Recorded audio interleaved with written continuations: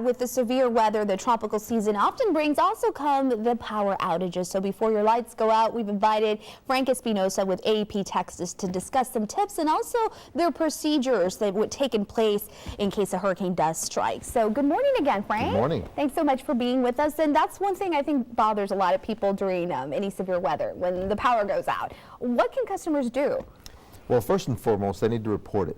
Because inevitably what happens, sometimes customers will say, well, my neighbor across the street has power. I see they have lights, but mine doesn't.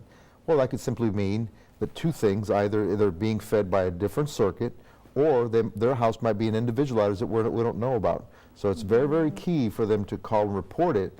That way, before we leave that area, we'll make sure we address that outage. Otherwise, one should not assume that someone else is going to call, because otherwise they may be left without power. And you have a lot of accessibility when it comes to even not having power lines. I mean, you don't have the telephone to call. You can call from your cell phone, or you can even go online and report an outage. Explain how that's done. That's exactly right. Any information on power safety, power line safety information, or anything related to our business, customers can just go aeptexas.com, and they can report the outage, find information about power line safety. During storms, a very, very common occurrence because of the strong winds is down power lines. It's just an act of nature.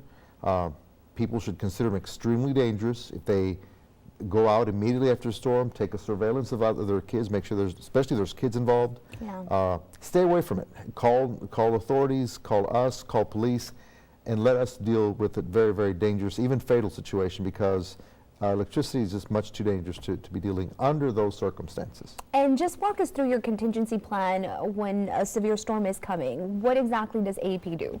Well, first and foremost, we have to have an emergency restoration plan, which we do. We'll always be monitoring the storm before and after the storm. Once the storm makes landfall, depending on where it does and its strength, we'll make an assessment. We have to know what the damage is before we bring in crews from other parts to help us assist us if needed. Once we do that, then we will start restoring critical loads that are very critical: hospitals, fire stations,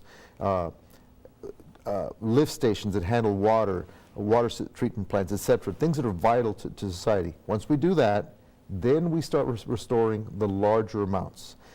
By that we mean we try to bring on as many customers as possible, because that's the quickest and most efficient way to use our assets under an emergency restoration effort. Okay, perfect. Well, we thank you so much for your time, and we appreciate all the tips you've given us. Hopefully our viewers out there will follow through. If a storm does come our way, we're prepared. So thanks again, Frank, for being with us. You're very welcome. Thanks. Let's go ahead and send it over to Victoria.